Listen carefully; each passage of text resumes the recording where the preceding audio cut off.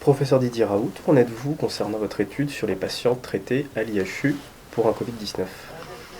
Bien, donc nous, comme vous le savez, on avait commencé une étude massive sur les gens. Tous les gens qui voulaient tester étaient testés, ce qui nous a amené à faire le diagnostic d'à peu près 5000 personnes, dont ici 3700 personnes ont été traitées ici, à l'intérieur même de l'IHU, dont 3119 ont été traités avec hydroxychloroquine et azithromycine, avec une évolution qui a été très favorable et une des mortalités, ou la mortalité la plus basse du monde. Donc on a pu du coup à l'occasion comparer avec les autres régimes, les autres groupes, ceux qui n'avaient eu que l'hydroxychloroquine, ceux qui n'avaient que l'azithromycine, ceux qui n'avaient eu ni l'un ni l'autre pour un tas de raisons, soit parce que le médecin ne voulait pas, soit parce que le malade ne voulait pas, soit parce qu'il y avait une contre-indication, et montrer que le traitement le plus efficace significativement était l'association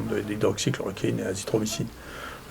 Parmi tous ces patients, nous n'avons eu aucun trouble du rythme cardiaque. Il y a eu des milliers d'électrocardiogrammes qui ont été faits, validés par les cardiologues. Dans un certain nombre de cas, on a vu un allongement du QT qui nous a amené à arrêter le traitement par précaution. Mais à chaque fois qu'on avait des QT qui étaient bas au départ, les patients qui ont été traités en ambulatoire n'ont eu aucune conséquence de ça. Donc on peut déjà rassurer les gens. L'hydroxychloroquine n'a pas plus d'accidents cardiaques maintenant qu'avant. Moi, j'avais déjà traité 3000 personnes avec des posologies comparables pour d'autres maladies.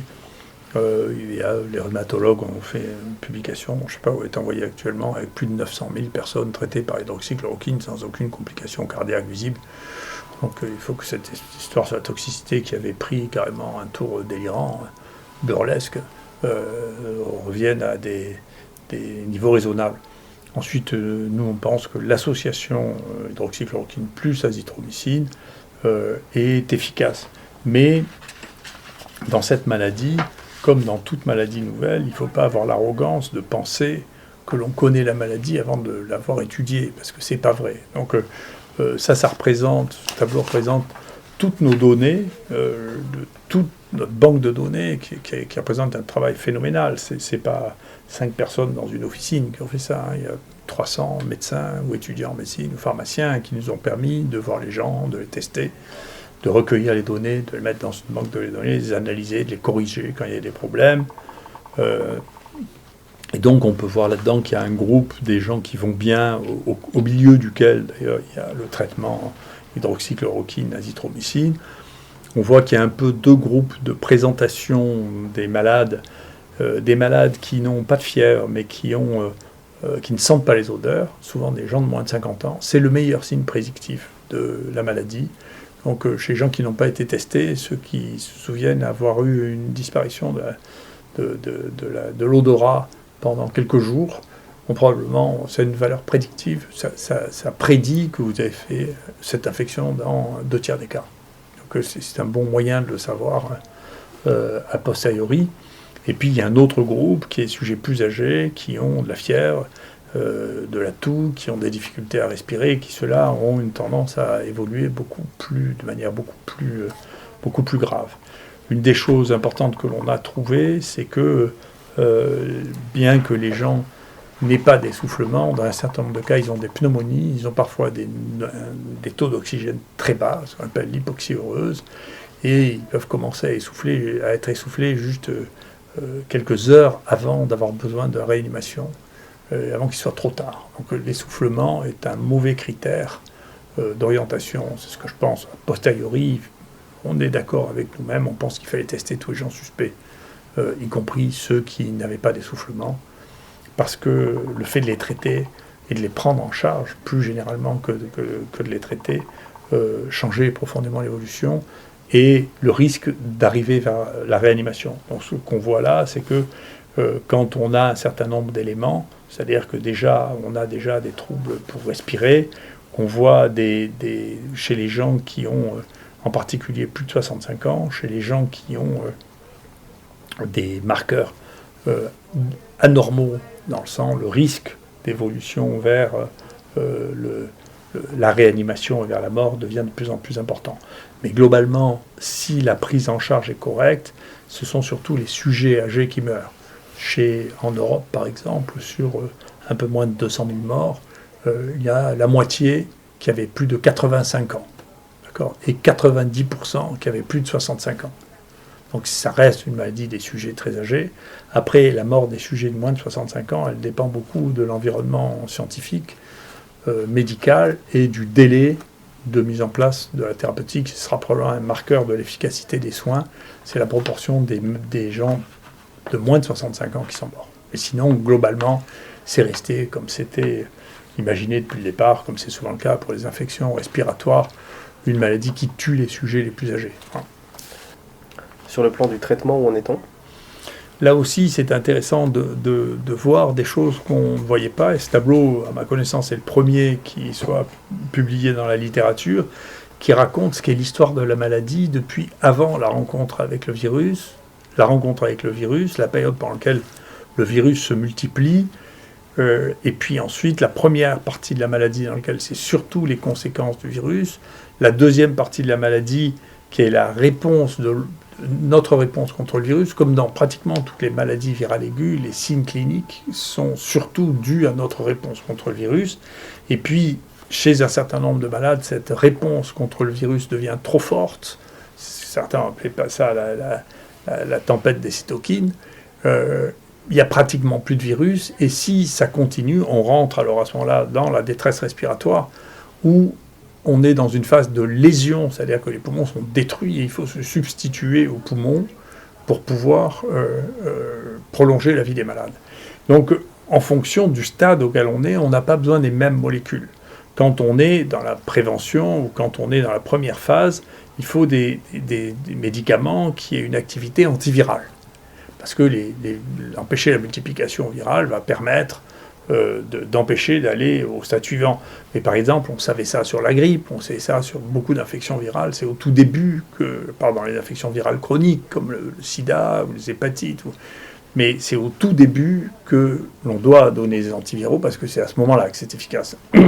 Ensuite, dans le moment où il y a à la fois les virus et la réaction inflammatoire, c'est bien d'avoir des médicaments anti-inflammatoires et des antiviraux.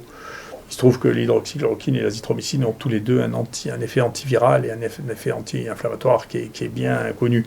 Pour l'épisode purement antiviral, on l'a vu par exemple pour le remdesivir, les études qui ont été publiées, ce qu'elles prétendent, c'est qu'effectivement ça marche tôt, c'est-à-dire à l'époque purement virale, puisque c'est purement un antiviral, ça n'a pas d'effet anti-inflammatoire. Donc si ça marche, c'est à ce stade-là ou dans la prophylaxie. Ce qui n'est pas le cas à l'hydroxychloroquine, l'azithromycine qui peuvent marcher plus tard.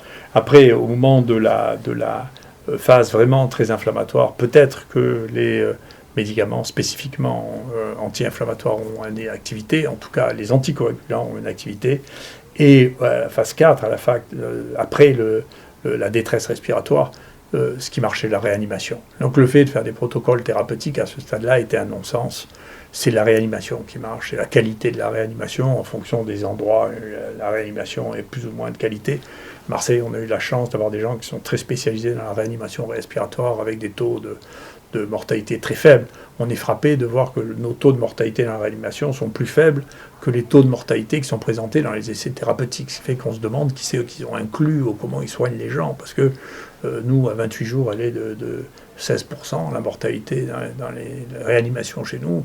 Et quand des gens présentent des essais thérapeutiques avec des mortalités de 27, 30%, on se demande ce qu'ils font aux malades ou comment ils les soignent, parce que c'est pas l'expérience qu'on en a. Donc, encore une fois, le soin, n'oubliez jamais, ça dépend beaucoup de la qualité du soin, des médicaments qu'on donne et la qualité du soin. Et quand vous en êtes au stade de réanimation, c'est plus que la qualité des soins qui marche.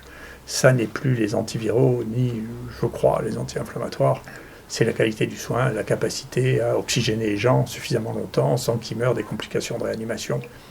Et dans une des réanimations que je connais bien ici, l'âge moyen de la mortalité dans leur réanimation, c'est 75 ans. C'est-à-dire les exploits que les gens sont capables de faire, y compris chez des sujets âgés, qui dans certaines zones n'ont pas été du tout réanimés parce qu'on disait que c'était trop tard pour les réanimer. Donc la qualité du soin est une chose qui est essentielle, comme d'habitude.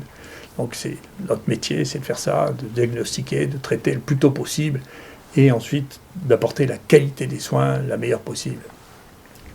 Où en est-on de l'épidémie à Marseille et en France ? Encore une fois, les choses ailleurs, pour l'instant, les statistiques sont moins faites ailleurs sur l'épidémie que sur les morts, ce qui représente un délai quand même par rapport au moment où vous êtes affecté. Je crois qu'on est les seuls à surveiller les choses au temps du diagnostic. Et donc on a ici comparé la distribution des cas de ce nouveau coronavirus, et on a pu le comparer à la distribution des 4 autres coronavirus qui circulent tout le temps et qui ont circulé à Marseille. Ça, c'est des études faites sur plusieurs milliers de sérums à Marseille, milliers de prélèvements à Marseille, pour regarder quelle est la distribution. Vous voyez, on a toujours cette distribution en cloche, avec quelques cas sporadiques. On ne sait pas ce que deviendra la distribution du coronavirus actuel. Est-ce qu'il prendra la même forme que les autres coronavirus ? On verra, on ne sait rien. Est-ce qu'il y aura le fait qu'il y ait des cas sporadiques, vous voyez, ça existe aussi dans les autres coronavirus, ça ne déclenche pas, le fait qu'il y ait des cas sporadiques ne redéclenche pas une courbe épidémique dans les autres coronavirus. Donc moi j'ai tendance à penser que ça plutôt, raisonnablement, ça devrait plutôt se passer comme les autres coronavirus, c'est-à-dire avec un pic épidémique, quelques cas sporadiques, et puis on verra ce qui se passera après. Bien sûr, personne n'est capable de prédire l'avenir. Il se peut que ce soit comme les autres coronavirus, qu'il y ait une autre, au moment de la saison hiverno-printanière, un nouveau pic épidémique. Il se peut qu'elle disparaisse, ça dépendra de la distribution dans la zone intertropicale et du fait qu'il existera ou non des gens qui seront porteurs chroniques. Une chose à surveiller de très près, c'est la Nouvelle-Zélande, parce que la Nouvelle-Zélande, bien sûr, est dans l'hémisphère sud. Elle a des conditions climatiques qui sont assez proches de celles de la France, dans l'hémisphère sud. Et s'il y a une épidémie en Nouvelle-Zélande, cet été, on peut redouter qu'il y ait le même type d'épidémie l'hiver prochain en France, parce que c'est comme ça que ça se passe pour la plupart des infections respiratoires.